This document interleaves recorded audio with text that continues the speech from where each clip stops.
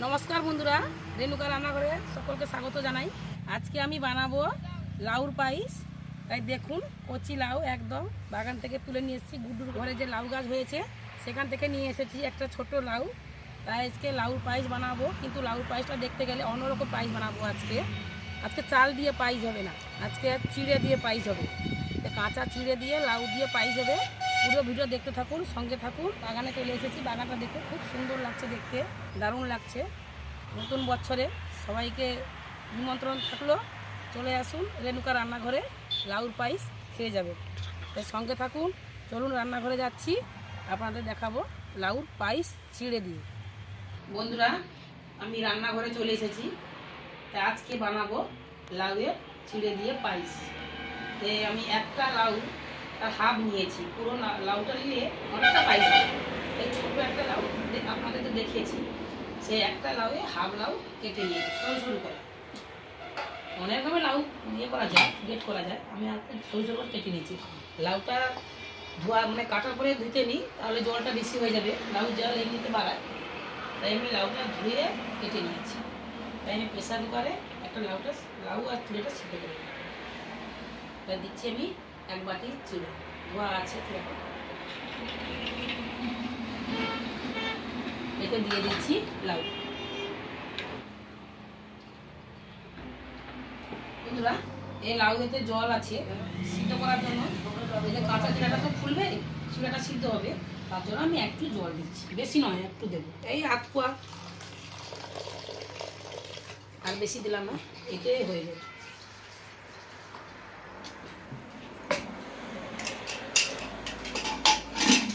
Pressure কুকারে চিড়ে আর লাউটাকে আমি সিদ্ধ করে দেবো।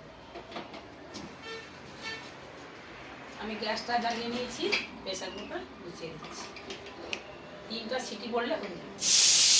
বন্ধুরা, প্রেসার কুকারে 3টে সিটি পড়ে গেছে, আমি এবারে নামিয়ে নিচ্ছি।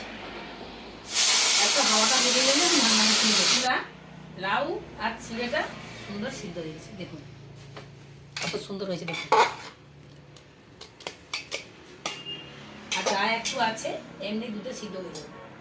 তাই আমি প্রেসার কুকারটা আবার বসিয়ে দিচ্ছি। আর ডবল কোনো জায়গা করা দরকার নেই, এতে পায়েস হয়ে যাবে। এতে দিচ্ছি দুধ,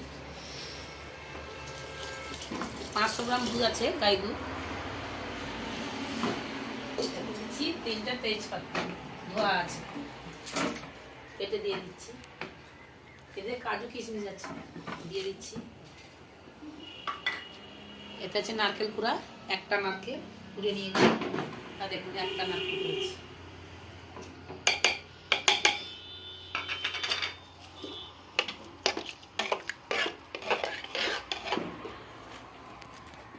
দেবো একটু লবণ, বেশি লবণ দেবো না, অল্প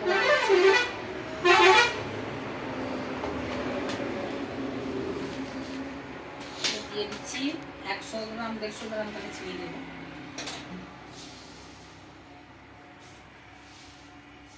একটু চিনি একটু বেশি লাগবে, নাহলে মিষ্টি না হলে খেতে ভালো হবে না।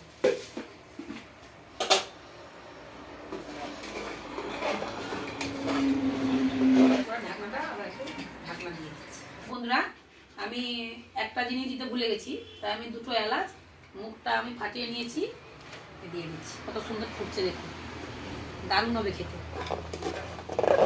সবসময় চালের পায়েস কি খেতে ভালো হয়? এই রকম লাউ দিয়ে একটা পায়েস, লাউ চিড়ে দিয়ে একটা পায়েস খেতে বিকালে খেতে দারুণ হবে। কত রকমের আছে, নারকেল কুড়া আছে, চিনি, কাজু কিশমিশ। বন্ধুরা, আজকে আমি বানাচ্ছি লাউ চিড়ে পায়েস। ভালো লাগে ভিডিওটা, তাহলে লাইক, শেয়ার, কমেন্ট পুরো ভিডিওটা দেখবেন, সবার শেষে সাবস্ক্রাইবটা করে দেবেন। আর সবাই ভালো থাকবেন। নতুন বছরে নতুন নতুন দিন কেমন কাটছে সেসবই কমেন্ট করে জানাবেন। কে কোথায় ঘুরতে যাচ্ছ জানাবেন কমেন্ট করে। কিন্তু আমাদের এখানে চলে আসো, পূর্ব মেদিনীপুর দীঘাতে, সাগরের সমুদ্রের জল খুব ভালো হয়, আনন্দ হয় ঘুরতে, প্রচুর লোকও হয় এখানে। জানুয়ারি 2 দিন থেকে খুব ভালো হয়। চিড়ের পায়েসটা খেতে দারুণ হয়, সবসময় চালের পায়েস খেতে ভালো হয়। চিড়ের পায়েস লাউ চিড়ে দিয়ে একটা পায়েস বানালে খেতে দারুণ হয়। বন্ধুরা, আমি সব শেষে এই আদাটা থেতো করে নিয়েছি, আমি আদাটা দিয়ে দিচ্ছি।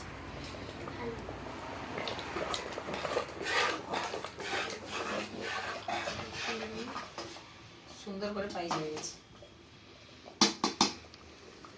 আমি এবারে ঢেলে দিচ্ছি। বন্ধুরা, লাউ পায়েস তো হয়ে গেছে, আমি ঢেলে দিচ্ছি।